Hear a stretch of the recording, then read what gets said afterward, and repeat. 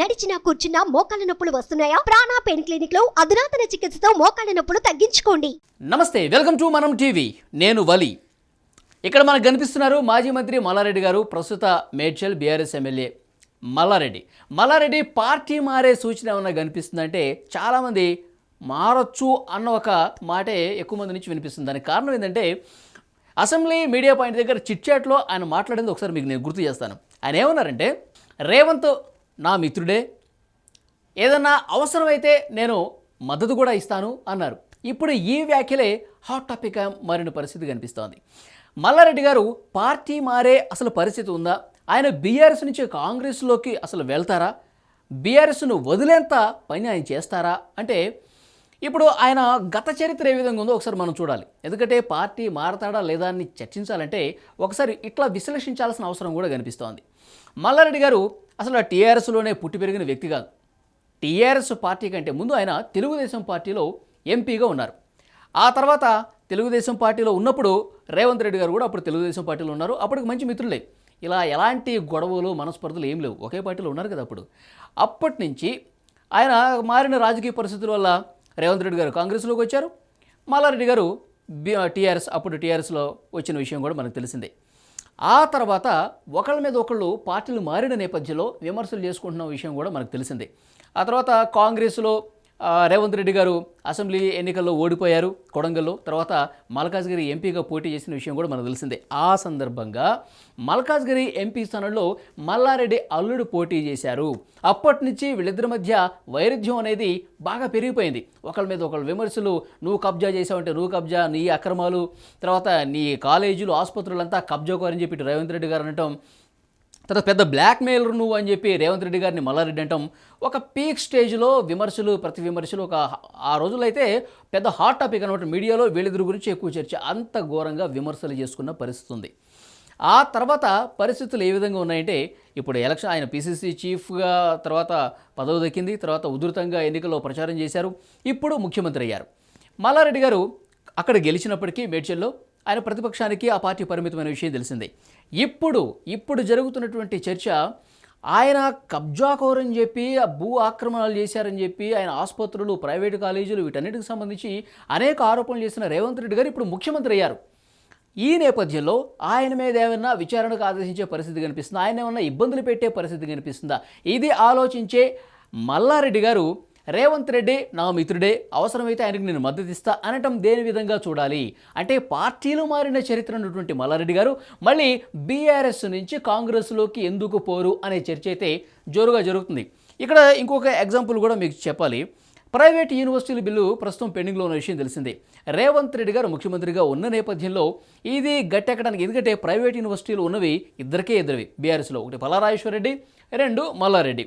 కాబట్టి కొంత ప్రభుత్వ సహకారం కూడా కావాలి. కాబట్టి తన బిజినెస్లు సక్రమంగా జరగాలంటే అధికార పార్టీయే కరెక్ట్ అన్న ఉద్దేశంలో మల్లారెడ్డి గారు ఉండబట్టే అలాంటి వ్యాఖ్యలు చేశారన్న చర్చ కూడా జరుగుతుంది. కాబట్టి భవిష్యత్తులో ఏదైనా జరగచ్చు. మల్లారెడ్డి మీద ప్రస్తుతం కేసులు కూడా కొత్త వస్తున్న విషయం మనకు తెలిసిందే. ఇటు ప్రభుత్వం మారిందో లేదో, కాంగ్రెస్ పార్టీ అధికారంలోకి వచ్చిందో లేదో, మల్లారెడ్డి గారి మీద భూ కబ్జా కేసు ఒక కొత్తది నమోదైన విషయం కూడా మనకు తెలిసిందే. ఆ భూ కబ్జా కేసు ఏంటి?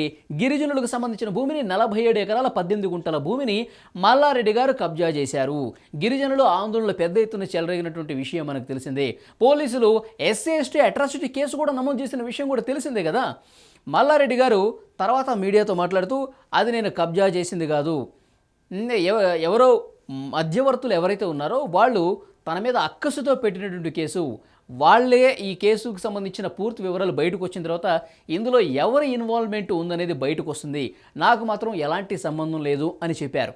కానీ భూ కబ్జాకు సంబంధించిన గతంలో ఆయన అధికార పార్టీలో ఉన్నప్పుడు, అధికారంలో ఉన్నప్పుడు కొనసాగాయి, ఇప్పుడు ప్రతిపక్షంలో ఉన్నప్పుడు ఏకంగా కేసు కూడా నమోదైంది.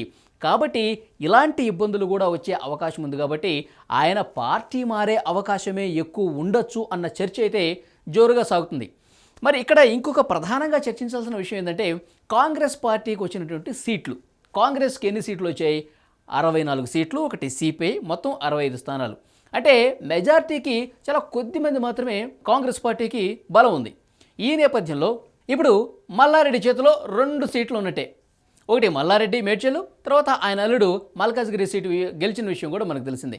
కాబట్టి కాంగ్రెస్ పార్టీకి ఎంతమంది వచ్చినా ఇప్పుడు అంటే కావాల్సుకునే ఎవరైనా వస్తే ఆహ్వానించడమే ఉంటుంది. ఎందుకంటే 65 స్థానాలు వాళ్ళ దగ్గర ఉన్నాయి కాబట్టి ఇక ఇంట్రెస్ట్గా ఎవరైనా వచ్చి జాయిన్ అయితే కాదనరు అన్న ఒక వాదన కూడా కాంగ్రెస్ పార్టీలో బలంగా వినిపిస్తుంది. ఆ మాటతోనే ఆ ధైర్యంతోనే మల్లారెడ్డి గారు రేవంత్ రెడ్డికి నా మద్దతు ఉంటుంది అని కూడా చెప్పారు. ఇటు కేసుల నుంచి తప్పించుకోవచ్చు, తన భూములకు సంబంధించి తన ఆస్తులకు సంబంధించి కాపాడుకోవచ్చు, ఇటు కాంగ్రెస్ పార్టీ కూడా నా అవసరం ఏదో కొంతమేర ఉంటుంది అన్న ఆలోచనతోనే మల్లారెడ్డి గారు ఇలాంటి వ్యాఖ్యలు చేసినట్టుగా తెలుస్తుంది.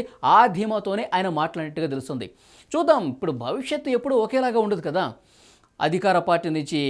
అధికార పార్టీలోకి ప్రతిపక్షం నుంచి ఎమ్మెల్యేలు వస్తూ ఉంటారు. గతంలో కూడా మనం చూసాం బీఆర్ఎస్ పార్టీ 88 స్థానాలతో చాలా బలంగా ఉన్నప్పటికీ కూడా రాజకీయ పునరీకరణ అని చెప్పో లేదంటే గుణాత్మక మార్పు అని చెప్పో ముఖ్యమంత్రిగా ఉన్నప్పుడు కేసీఆర్ గారు ఎలా ఆహ్వానించారో మనకు తెలిసిన విషయమే. ఇప్పుడు 65 స్థానాలు 88 ఉన్నప్పుడే అధికార పార్టీ ఆ రకంగా చేసింది.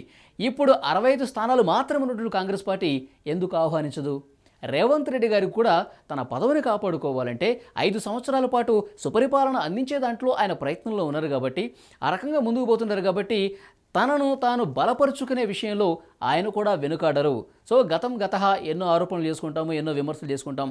కానీ ఫస్ట్ రాక వచ్చినటువంటి పదవి ఒకటి, రాక వచ్చినటువంటి కాంగ్రెస్ పార్టీ, తెలంగాణ ఇచ్చింది కాంగ్రెస్ పార్టీ అయినా 2 పర్యాయాలు రాలేదు కదా.